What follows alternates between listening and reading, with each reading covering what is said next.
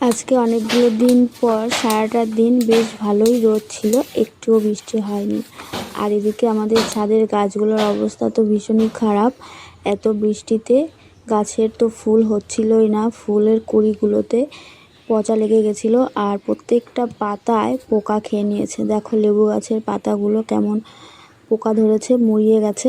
আর এদিক প্রত্যেকটা গাছ, ছাদের একটা গাছেরও অবস্থা ভালো ছিল না। আর কালকেও রোদ হয়েছিল, তবে আবার বৃষ্টি নেমেছিল। আর তাই জন্য ভাইকে ডেকে নিয়েছিলাম একটু গাছগুলোতে তেল স্প্রে করে দেওয়ার জন্য, পোকা যাতে না লাগে আর গাছগুলো যাতে সুন্দর হয়ে যায়। এত বৃষ্টি হয়েছে যে কি বলবো। তেলটা কালকে এনে দিয়েছিল, ভাই নিয়ে এসেছিলো, কিন্তু কালকে যেহেতু আবার বৃষ্টি হয়েছিল তো সেই কারণে কালকে আর তেল দেওয়া হয়নি। তো আজকে যেহেতু বেশ ভালোই রোদ ছিল সারাটা দিন, তো সেই কারণেই আজকে এই ওষুধটা দেওয়া হয়েছে। এই গাছটা তো মোটেই বাড়ছে না, অনেক দিন হয়েছে লাগানো। দেখো সব গাছের পাতাগুলোর কি অবস্থা। আর এদিকে শিউলি ফুল গাছের পাতাগুলোও দেখো পোকা খেয়ে কেমন করে রেখেছে, পাতাগুলো কীরকম হয়ে আছে।